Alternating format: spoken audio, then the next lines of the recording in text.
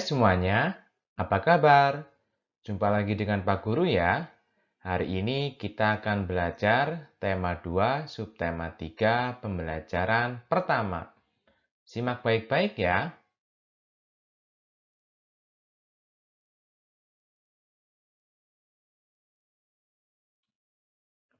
Suatu hari menjelang sore, langit tampak gelap. Mendung gelap menggantung di langit.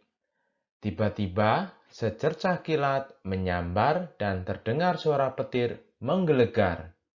Kemudian hujan turun dan air tercurah deras dari langit. Angin pun berembus sehingga suhu udara menjadi terasa dingin.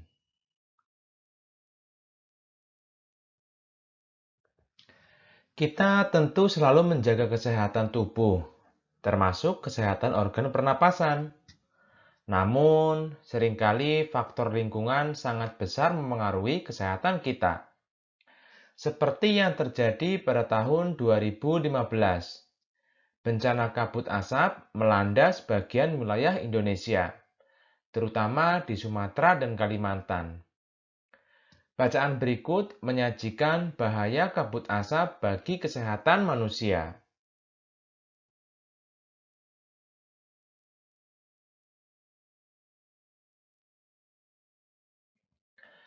9 bahaya kabut asap dan cara mengatasinya. Kebakaran lahan dan hutan telah menjadi bencana kabut asap. Pemerintah sudah berusaha mematikan titik-titik kebakaran, tetapi hasilnya kabut asap masih ada. Apa saja bahaya kabut asap kebakaran dan apa yang harus kita lakukan apabila di daerah kita terkena kabut asap?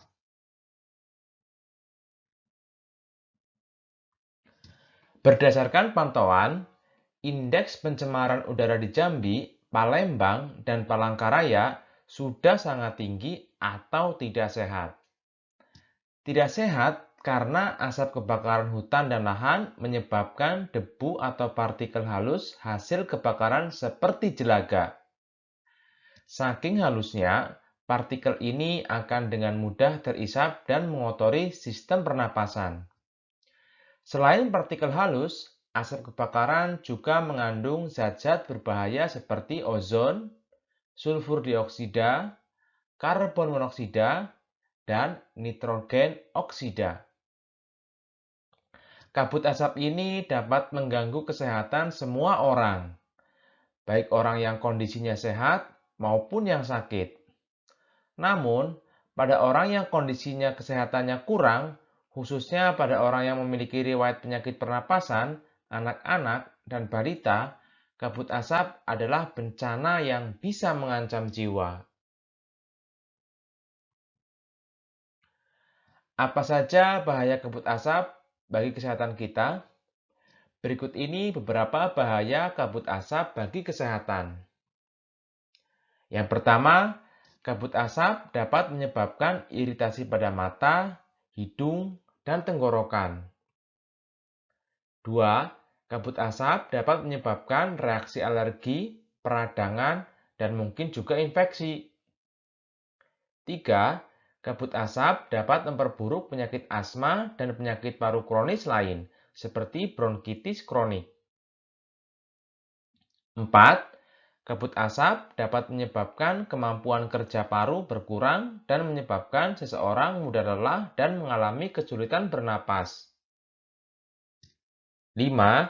Kabut asap dapat menyebabkan orang lanjut usia dan anak-anak yang memiliki daya tahan tubuh rendah akan lebih mudah mengalami gangguan kesehatan. 6. Kabut asap dapat mengurangi kemampuan tubuh dalam mengatasi infeksi paru-paru dan saluran pernapasan, sehingga lebih mudah terjadi infeksi. 7. Kabut asap dapat memperburuk penyakit pernapasan yang sudah ada. 8. Kabut asap menyebabkan polusi pada air bersih, tanaman sayuran, buah-buahan, dan makanan yang tidak ditutup. 9. Kabut asap memperburuk kondisi lingkungan sehingga infeksi saluran pernapasan akut atau ISPA akan mudah terjadi.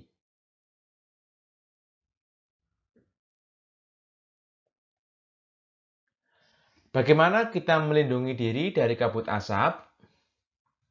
Yang pertama, hindari atau kurangi aktivitas di luar rumah atau gedung, terutama bagi mereka yang menderita penyakit jantung dan gangguan pernapasan. 2. Selalu memakai masker jika harus pergi keluar rumah atau gedung. Pakailah masker dengan benar untuk menutupi hidung dan mulut.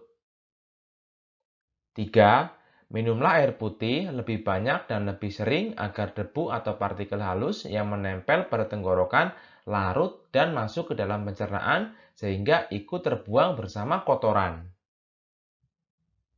4. Segeralah berobat ke dokter atau sarana pelayanan kesehatan terdekat bila mengalami kesulitan bernapas atau gangguan kesehatan lain. 5. Segera lakukan perilaku hidup bersih sehat atau PHBS seperti makan makanan bergizi, banyak minum, banyak mengkonsumsi buah, jangan dekat-dekat orang yang merokok, dan istirahat yang cukup. 6. Upayakan agar asap dari luar tidak masuk ke dalam rumah atau gedung. 7. Tempat penampungan air minum dan makanan harus ditutup dan terlindung dengan baik. 8. Buah-buahan dan sayuran dicuci sebelum dikonsumsi. Bahan makanan dan minuman yang dimasak perlu dimasak dengan baik.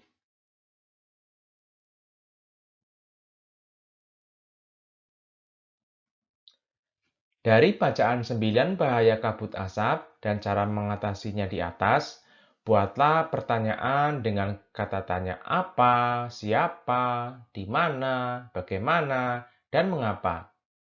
Kemudian, tulislah jawaban dari pertanyaan tersebut. Tuliskan dalam bentuk tabel seperti contoh berikut.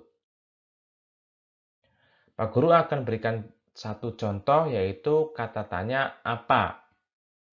Pertanyaannya, apa penyebab kabut asap?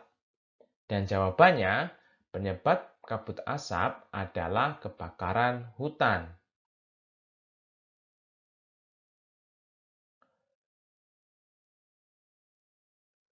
Kemudian, untuk pertanyaan siapa, di mana, bagaimana, dan mengapa, silakan kalian tulis di buku tugasmu, kemudian kamu upload di Google Classroom.